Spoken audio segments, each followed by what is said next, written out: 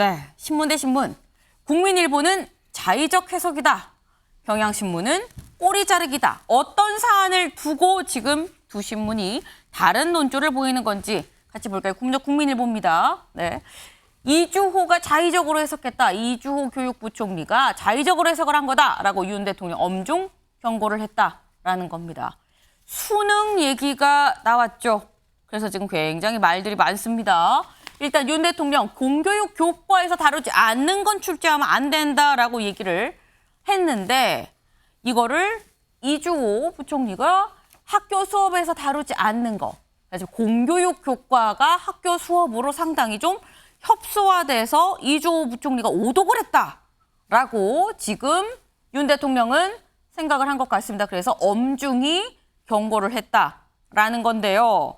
그런데 반면에 아까 경향신문은 뭐라고 했느냐? 경향신문 같이 볼까요?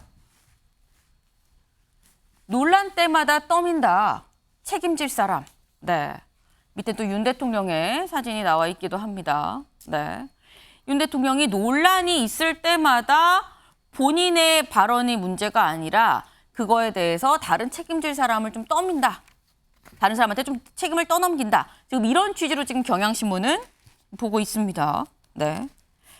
관련해서 동아일보까지 좀 같이 보겠습니다. 지금 국민일보와 경향신문의 논조가 다른데 일단 대통령실은 이런 겁니다. 입시 공약에 관련한 이 내용이 교육부로 잘 전달이 안 됐다라는 얘기인 건데 야당은 꼬리 자르기 하지 마라 라고 얘기를 하고 있거든요. 이 얘기 직접 목소리로 들어보시죠. 쉬운 수능도 그리고 어려운 수능도 아니라고 합니다. 대통령의 발언과 후속 행태가 마치 뜨거운 아이스 아메리카노 같습니다.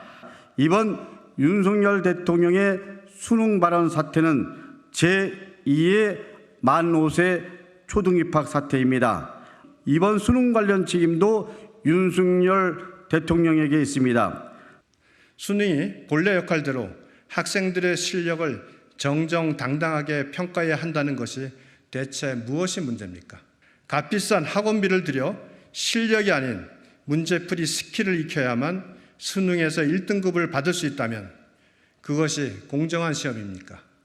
지극히 원론적이고 상식적인 내용을 두고 민주당은 또다시 선전선동에 나선 것입니다. 네, 사실 윤 대통령이 이런 얘기를 한 거는 핵심은 사교육비였습니다. 네, 사교육비 문제가 너무 심각하다. 그래서 이걸 좀 바로잡아야 된다라는 취지로 수능을 얘기를 한 건데 이제는 이게 좀 수능 얘기만 계속 불거져 나오고 있는데 이게 오독인 건지 꼬리 자르기인 건지 김광삼 변호사님 간략하게 말씀해 주시죠. 아니요, 내용을 뭐 알기가 쉽지는 않아요. 그런데 지금 수능이 한 5개월밖에 안 남았잖아요. 네. 이 타이밍이 원론지 입장에서는 맞는 얘기라고 봐요. 공교육이 배제되지 범위 안에서 수능을 출제한다는 건 맞는 얘기인데 이제까지 뭐 다르게 공부해왔던 수능이랄지 학부모에게는 굉장히 혼란을 주는 그런 내용이 있어 원칙은 맞지만 타이밍에 있어서는 좀 맞지 않는 그런 발언이었다 이렇게 봅니다. 네, 이용호 의원님. 참 대단히 안타깝습니다. 리더의 발언은 명료해야 되고 명확해야 됩니다. 근데 뭐 사교육부 이야기를 하시고 난 다음에 그 다음에 있었던 게 대입국장을 경질됐습니다. 그리고 감사를 하겠다고 했습니다. 그렇다면 대입국장을 왜 경질을 했을까? 입시 문제다, 수능 문제다. 그렇게 해석되게 만들어버리는 겁니다. 바로 그런 해석을 자꾸 하게 만드는 발언 자체가 상당히 심각한 겁니다. 네. 다음 국민일보 기사까지 좀 마저 보고 얘기를 좀 해보도록 하겠습니다. 5개월 남았는데 불안이 조성됐다. 불안감이 좀 조성이 됐다. 수험생, 학부모 부글부글 이런 상황입니다. 지금 아까 이용호 의원님 말씀하신 것 중에 말이 좀 명료하고 확실히 전달이 돼야 된다는 말씀을 주셨는데 주원규 의원님. 사실 이게 수능 5개월 남긴 지금 왜 그러는 것이냐라는 얘기가 있긴 있어요. 예. 잘못된 명료함이 있으세요. 왜냐하면 문제의 본질은 출제에서 배제하라는 말씀하셨어요. 그게 난이도에 개입이 되는 겁니다. 그러면은 모의평가가 쉬워지게 되고 이렇게 되면은 형평성이 어려워지게 되고 그걸 꼭 150일 남은 이 상황에서 하셨어야 되느냐. 그러니까 시기와 타이밍에 대해서 매우 부적절했다. 이렇게 저는 판단합니다. 5개월 남은 이 시기와 타이밍에서 일단 부적절했다라고 말씀을 하셨습니다. 지금 말씀처럼 배제해야 된다라고 말을 했기 때문에 결국 모의고사는 쉬워질 수밖에 없다라고 이 말씀을 하셨는데 다음 기사를 좀 볼까요? 네. 평가원 교과외 출제 배제하라는 윤 대통령의 지시를 반영할 것으로 보인다.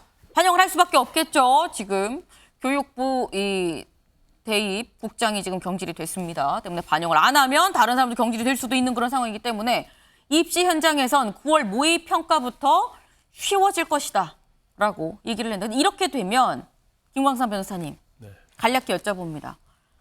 그럼 이렇게 되면 쉬워지면 문제는 변별력을 어떻게 따질 것이냐? 우리 어렵게 출제되면 이제 불수능, 뭐 네. 쉽게 출제되면 이제 물수능이라고 하잖아요. 네. 그러니까 이게 공교육의 범위 안에서 출제하더라도 얼마든지 그 안에서 이제 변별력을 높일 수 있는 뭐 내부에서. 그렇죠. 그런 걸 출제할 수 있거든요. 근데 5개월 남았는데 그 안에 그 출제 가능할까요? 그런데 이제 문제는 뭐냐면 이제까지 그렇게 수험생들이 공부를 안 해왔다는 거죠. 그리고 사육을 통해서 우리가 킬러 문항이라고 하는 난이도가 높은 걸 위주로 공부를 해왔는데 네. 그러면 이제까지 공부한 것이 헛것이냐 이제 네. 이런 문제가 있기 때문에 아까 제가 타이밍을 얘기했는데 네. 이제 교육의 현장에서는 혼란이 있을 수밖에 없는 상황이 왔다는 거죠. 네, 지금 혼란이 있을 수밖에 없는 상황이다. 저희가 오늘은 사진 기사를 좀 마지막으로 좀 잡아봤습니다. 보기만 해도 시원한 이 아이들의 물놀이 사진인데요. 지금 분수 수영장 물안경까지 쓰고 지금 놀고 있습니다. 네, 어제 참 더웠죠. 그런데 오늘은 더 덥다고 합니다. 오늘은 서울이 최고 35도까지 올라간다고 하는데요. 서울이 대구보다도 더 더운 날이 될 수 있다라는 거. 오늘 더위 조심하시고요. 저희는 여기서 이만 물러나겠습니다. 오늘도 좋은 하루 보내세요.